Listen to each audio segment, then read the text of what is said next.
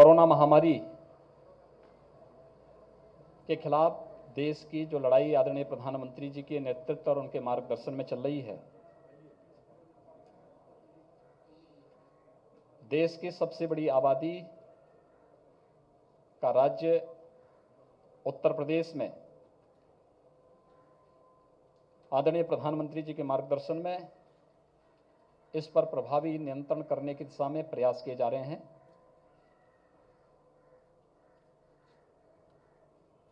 एक सामूहिक टीम भावना के साथ प्रदेश के अंदर जो कार्य हुआ है,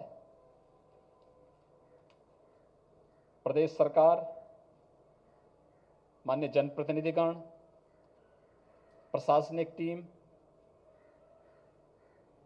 हेल्थ वर्कर्स, कोरोना वॉरियर्स, समाज के विभिन्न तबके के लोगों ने जो सहयोग किया है, आज उसका परिणाम है 12 दिन में प्रदेश के अंदर 1,06,000 एक्टिव केस कम हुए हैं। 30 अप्रैल को प्रदेश में 3,10,000 एक्टिव केस थे। आज मॉर्निंग में जो रिजल्ट आए हैं उसमें प्रदेश में 2,04,000 एक्टिव केस रह गए हैं और निरंतर इसमें गिरावट है, जिसमें अगर हम आगरा मंडल की बात भी करें तो आगरा मंडल में पिछले एक सप्ताह में लगभग 1,750 एक्टिव केस कम हुए हैं। यानी ये दिखाता है कि इसमें लगातार गिरावट आ रही है, पॉजिटिविटी रेट कम हो रहा है और रिकवरी रेट बढ़ रहा है। इसमें हम लोगों ने फोकस किया है, खासतौर पर जो आदरणीय प्रधानमंत्री जी ने फर्स्ट वेव के समय एक बात कही थी कि ट्रेस, टेस्ट एंड ट्रीट, उस मंत्र को हम लोगों ने इसमें भी अपनाया है। लेकिन इसमें हमने अर्ली एंड एग्रेसिव कैंपेन को इसके साथ जोड़ करके इस सेकेंड वेव को उसी रूप में हम लोग लेकर के चल रहे हैं और उसी तर्ज पर हम लोगों ने अब तक प्रदेश में 4,36,00,000 से अधिक टेस्ट अब तक किए हैं, जो देश के अंदर सर्वाधिक है। प्रदेश में फर्स्ट वेव और सेकेंड वेव में अंतर एक देखने को मिला है कि फर्स्ट वेव में संक्रमण कम था, सेकेंड वेव में संक्रमण तीव्र होने के नाते ऑक्सीजन की भी उसी तीव्रता के साथ डिमांड हुई। ऑक्सीजन की क्राइसिस भी कई जगह देखने को मिली। पहले वेव में हमारे पास कुल ऑक्सीजन की खपत 300 मीट्रिक टन के आसपास होती थी और इसमें भी मेडिकल कॉलेजेस के द्वारा, हॉस्पिटल्स के द्वारा अपने स्तर पर अपने एग्रीमेंट के माध्यम से प्रोक्यूर होता था। राज्य सरकार या केंद्र सरकार को इसमें कोई हस्तक्षेप करने की आवश्यकता नहीं होती थी। सेकेंड वेव में अचानक ऑक्सीजन की मांग हुई और इस अचानक ऑक्सीजन में हम आभारी हैं भारत सरकार के, जिन्होंने ऑक्सीजन एक्सप्रेस चला करके एयरफोर्स के स्पेशल विमान के माध्यम से ऑक्सीजन की आपूर्ति को सुनिश्चित किया। आज के दिन पर उत्तर प्रदेश में 1,030 मीट्रिक टन प्रतिदिन की आपूर्ति हम लोग वर्तमान में कर रहे हैं, जिसमें ऑक्सीजन एक्सप्रेस के माध्यम से, एयरफोर्स के विमानों के माध्यम से भी इसको पूरा करने का प्रयास प्रदेश के अंदर किया जा रहा है। ऑक्सीजन की आपूर्ति के साथ साथ हम लोगों ने प्रदेश में 377 ऑक्सीजन प्लांट लगाने प्रारंभ भी किए हैं, जिससे फ्यूचर में किसी भी चुनौती का मुकाबला किया जा सके। इसमें प्रधानमंत्री केयर फंड से 161 ऑक्सीजन प्लांट उत्तर प्रदेश के अलग अलग सभी जनपदों में स्थापित होने जा रहे हैं। प्रदेश सरकार के संसाधनों से शेष ऑक्सीजन प्लांट हम लोग प्रदेश के अंदर लगाने जा रहे हैं। एक व्यापक पैमाने पर इस कार्यक्रम को किया जा रहा है। इसके साथ ही एक नया 20,000 ऑक्सीजन कंसंट्रेटर हम लोगों ने प्रदेश के अंदर और भारत सरकार के सहयोग से हर जनपद को वितरित किए हैं और व्यापक पैमाने पर इसके माध्यम से भी लोगों को इस सुविधा हम उपलब्ध करा रहे हैं। प्रदेश के अंदर बेड्स की क्षमता बढ़ाई जा रही है। पहले चरण में फर्स्ट वेव में हमें केवल लेवल 1 के ही बेड्स की आवश्यकता थी। हमारे पास उस समय 1,16,000 लेवल 1 के बेड्स थे और कुल 23,000 के आसपास हमारे पास लेवल 2 लेवल 3 के बेड्स थे। सेकेंड वेव में हमें लेवल 1 के बेड्स की आवश्यकता उतनी नहीं पड़ी। सेकेंड वेव में हम लोगों ने व्यापक पैमाने पर लेवल 2 लेवल 3 के बेड्स बढ़ाए और आज ये संख्या बढ़कर के हमारे पास 80,000 लेवल 2 लेवल 3 के बेड्स हम लोगों ने प्रदेश के अंदर स्थापित किए हैं। वैक्सीनेशन की कार्रवाई युद्ध स्तर पर हुई है और इसमें प्रदेश में 1,43,45 साल से ऊपर के लोगों को वैक्सीन दिया जा चुका है।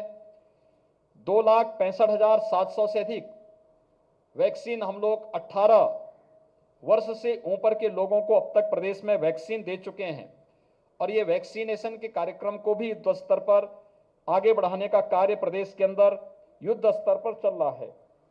प्रदेश के अंदर वैक्सीन की आपूर्ति अनवरत बनाए जा सके, इसके लिए 45 प्लस के लिए भारत सरकार मुफ्त में वैक्सीन उपलब्ध करा रही है, लेकिन 18 से 44 को हर व्यक्ति को बिना भेदभाव के मुफ्त में वैक्सीन उपलब्ध कराया जा सके, इसके लिए प्रदेश सरकार ने वैक्सीन की प्रक्रिया इस समय वैक्सीनेशन की कार्रवाई 18 जनपदों में प्रारंभ की है। इस मंडल के 3 ऐसे जनपद हैं, आगरा, फिरोजाबाद और मथुरा, जहां पे वैक्सीनेशन युद्ध स्तर पर चल रहा है। लेकिन साथ साथ हम लोगों ने ग्लोबल टेंडर भी इसके लिए जारी किया है, जिससे अधिक से अधिक वैक्सीन ला करके अधिक से अधिक लोगों को हम वैक्सीन उपलब्ध करा सकें और लोगों को ये वैक्सीन की प्रक्रिया के साथ हम जोड़ सकें। प्रदेश ने व्यापक पैमाने पर एक अभियान प्रारंभ किया है। वर्तमान में प्रदेश के अंदर और खासतौर पर यह अभियान हमारा है, हम लोगों ने प्रदेश के 97,000 से अधिक राजस्व गांवों को वर्तमान में हमारे एक कैंपेन का एक हिस्सा हम लोगों ने इसको बनाया है, जिसमें निगरानी समिति स्क्रीनिंग का काम करेगी और मेडिकल किट उपलब्ध कराएगी। आरआरटी की टीम वहां पर जाकर के एंटीजन टेस्ट कराएगी। एंटीजन टेस्ट की कार्रवाई युद्ध स्तर पर प्रदेश के अंदर जाकर के 100% उन सभी लक्षण युक्त और संक्रमित लोगों को, संदिग्ध लोगों को टेस्ट कर सके, उनको होम क्वारंटीन की व्यवस्था कर सके या उनको हॉस्पिटल जिन्हें पहुंचाना है वहां तक पहुंचाने की व्यवस्था कर सके।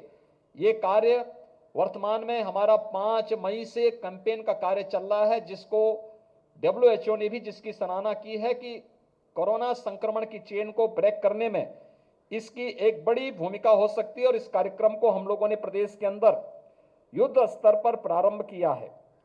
वर्तमान में प्रदेश के अंदर ये अभियान युद्ध स्तर पर चल रहा है। सभी 97,000 हमारे राजस्व गांवों को हम लोगों ने इसके दायरे में लिया। हम इसके साथ इस कार्यक्रम को आगे बढ़ा रहे हैं। आगरा मंडल की अगर मैं बात करूं तो आगरा मंडल में यहां पर हम लोगों ने, यहां के प्रशासन ने जनप्रतिनिधियों के सहयोग से जो कार्यक्रम किए हैं उसका परिणाम है कि एक्टिव केस में लगातार इसमें यहां पर गिरावट देखने को मिली है। पॉजिटिविटी रेट लगातार यहां पे घट रही है। मंडल में वर्तमान में 3,800 से अधिक ऑक्सीजन युक्त बेड्स हैं और पिछले एक सप्ताह में 799 अधिक बेड्स यहां पर वृद्धि की गई है। 340 वेंटिलेटर इस कमिश्नरी में यहां उपलब्ध है और 162 एम्बुलेंस भी यहां पर उपलब्ध कराई गई हैं। इसके अलावा 216 ऑक्सीजन कंसंट्रेटर भी यहां पर उपलब्ध करवाए गए हैं।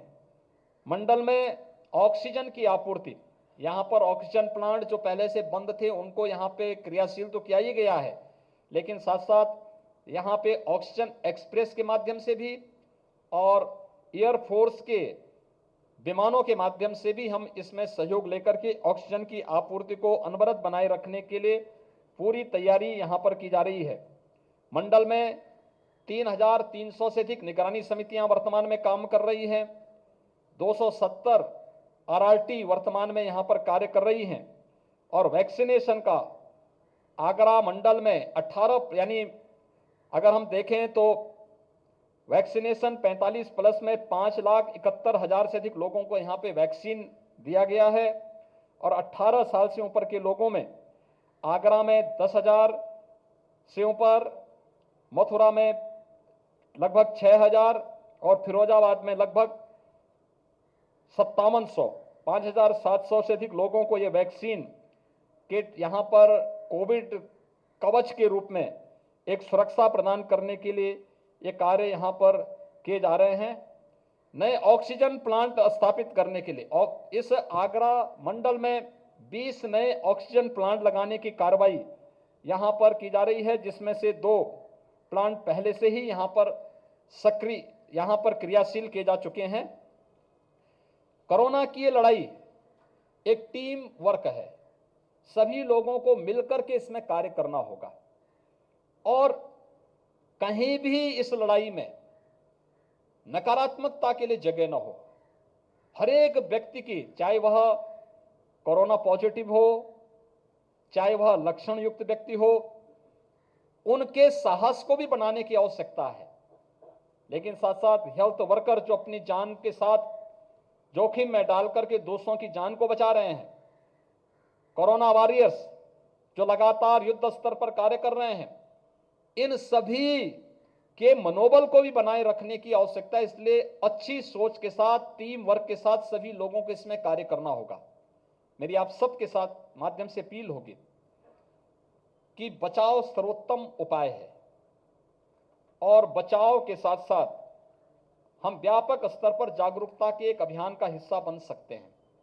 हर व्यक्ति को इस बारे में जागरूक करना, खासतौर पर इस बारे में बताना कि जो हाई रिस्क कैटेगरी है, हम सेकेंड वेव को बहुत शीघ्र उस पर नियंत्रण स्थापित करेंगे, लेकिन हमें लापरवाह नहीं बनना है, किसी भी स्तर पर नहीं बनना है। हमने प्रदेश के अंदर तैयारी की है। जो विशेषज्ञों ने आशंका व्यक्त की थर्ड वेव आएगी, थर्ड वेव में बच्चे इसके ज्यादा शिकार हो सकते हैं या पोस्ट कोविड इफेक्ट, जो बात उन्होंने कही है, इसका प्रभाव पड़ सकता है। इसके बारे में हमें तत्काल इस पर अभी से इसमें कार्रवाई शुरू हुई है।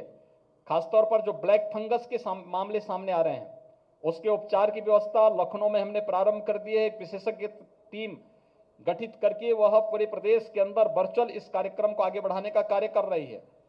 लेकिन साथ साथ हम लोगों ने यह भी व्यवस्था प्रारंभ की है कि थर्ड वेव के लिए, यद्यपि विशेषज्ञों ने प्रदेश के अंदर यह आशंका व्यक्त की थी कि 5 मई के बाद यूपी में 1 लाख केस प्रतिदिन आएंगे, लेकिन टीम वर्क का परिणाम है कि आज के दिन पर आज जो प्रदेश के अंदर कोविड पॉजिटिव के केस आए हैं वो मात्र 17,000 आए हैं।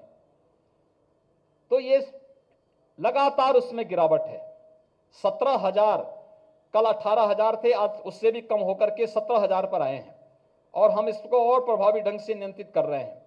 लेकिन हमें अभी भी किसी भी स्तर पर लापरवाही नहीं बरतनी है। हमारा व्यापक जागरूकता के इस कार्यक्रम के अंतर्गत हम व्यापक कैंपेन का हिस्सा बने, अपील करें कि कोई भी व्यक्ति हाई रिस्क कैटेगरी का है वह घर के बाहर निकले ना। इस समय घर में भी मास्क लगाएं, बचाव के सारे उपाय करें। शेष अन्य लोगों को घर के बाहर किसी आवश्यक कार्य से आना हो तभी आएं, अन्यथा ना आएं, अनावश्यक रूप से ना आएं, भीड़ भाड़ वाले स्थानों पे न जाएं।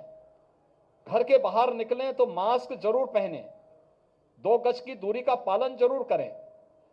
किसी से कोई सामान का आदान प्रदान करना है तो ग्लव्स जरूर पहनें। हर व्यक्ति अगर कोविड के इन नियमों का पालन करेगा तो ये कार्य एक एक जीवन को बचाने के लिए, जो जीवन अमूल्य है उसको बचाने में बहुत बड़ी निर्णायक भूमिका हर नागरिक की हो सकती है। और हम लोग अगर इसको व्यापक पैमाने पर आगे बढ़ाएंगे तो अवश्य सफलता प्राप्त होगी। मुझे आप सबसे भी अपील करनी है कि हम सब जागरूकता के इस कार्यक्रम का हिस्सा बने, प्रत्येक नागरिक को इसका हिस्सा बना करके व्यापक रूप से जागरूक करके कोरोना के खिलाफ देश की इस लड़ाई को सफलता पूर्वक आगे बढ़ाने में योगदान दें। बहुत बहुत धन्यवाद।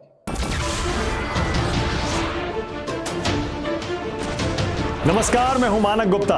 अगर आपको हमारा ये वीडियो पसंद आया हो तो इसे लाइक और शेयर जरूर करें और हां, हमें सब्सक्राइब और फॉलो करना ना भूलें ताकि आप देश और दुनिया की कोई खबर मिस ना करें। तो जुड़े रहिए हमारे साथ और देखते रहिए News 24।